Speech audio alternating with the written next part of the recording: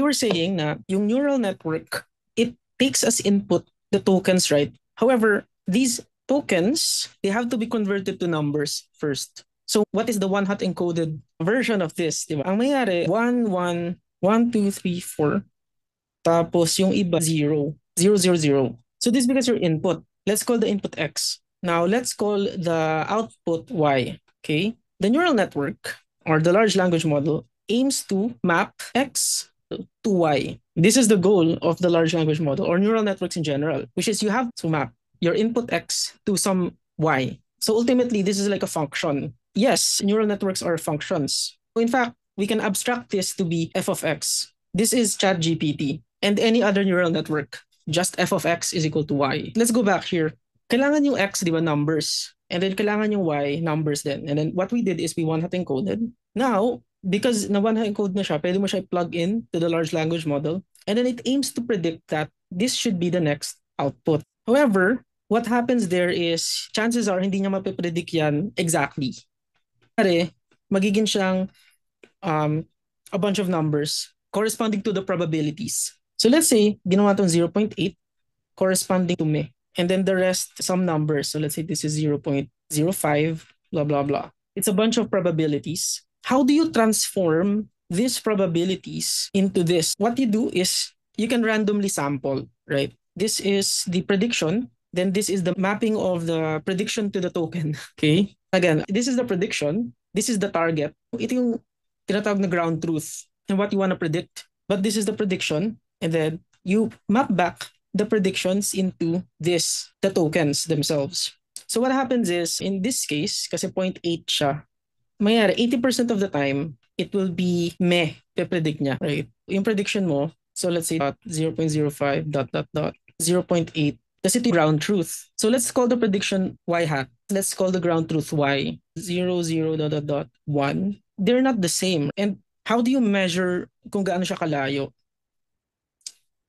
So ang ginagamit dyan, na tinatawag na loss function, the loss function is what the neural network tries to minimize. It's the error that it's trying to minimize when it's making a prediction. So when you're making a prediction, kailangan may ground truth, but you have the prediction, then may error, and then as you learn, you have to minimize that error. You have to close the gap. The loss function for these kinds of things is called cross entropy. Ultimately, the cross entropy compares kung gaano ka match yung prediction doon sa target.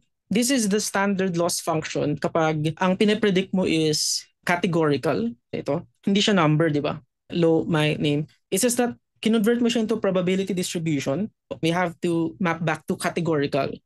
Like, is better than my. There's no such thing as this, di ba? Is greater than low. There's no such thing. So, other categorical. Another example is classifying cats from dogs. Pag ganon, you use cross entropy. So, X, you plug it into the large language model, may prediction siya, Y hat. So this is a prediction versus Y. What happens is you calculate error of Y hat and Y. What's the error? What's the difference? And then you use that error to update your neural network. And then ultimately, as you keep updating your neural network, ma-reduce niya yung error and you'll be able to predict better. That's one. During training. During inference, specifically for large language models, meron tinatawag na user preferences. Kasi it's possible that you minimize your cross entropy, pero yung mga tao, when they actually check the outputs of the large language model, hindi nila gusto yung outputs. Pwedeng may mismatch. Ultimately, you want to maximize user preference. Meaning, if ginato si ChatGPT, dapat yung output niya gusto ko.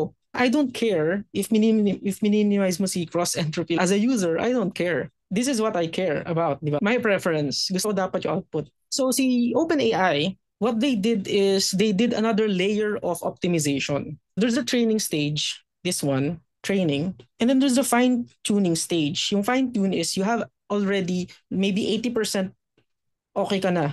You want to keep improving your results. So what they did actually is they got people to score yung output. Human feedback. Human. Good or bad. So good or bad. Then this becomes input to improve. So again, let's call this not feedback, but human assessment. Last time, we discussed that intelligent agents learn from feedback. So there is actually 2 levels of feedback in GPT, which is the self-supervised learning part. This is actually self-supervised. Walang human intervention. They're just trying to predict the most likely next token. However, yun nga, second level of optimization na ginawa sina OpenAI, which is yung user preferences or user feedback. They have a model, they hired a bunch of humans or something, tapos sasabihin nila, gusto ko to, ayaw ko nito, gusto ko nito, ayaw ko nito.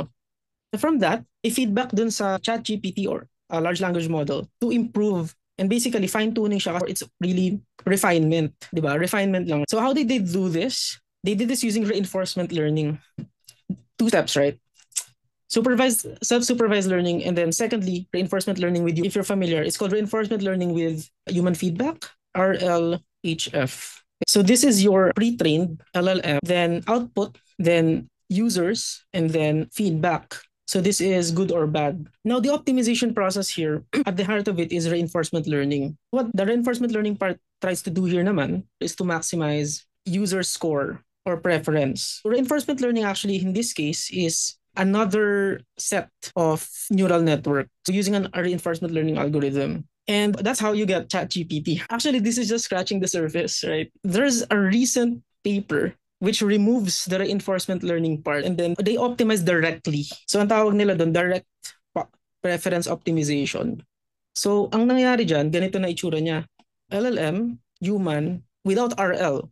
Okay, to recap, si ChatGPT or large language models in general, when it's trained in a self-supervised way, it's trying to minimize cross-entropy loss. Again, cross-entropy loss compares itong prediction array or vector with the ground truth. And they have the ground truth because it's just segmenting sentences.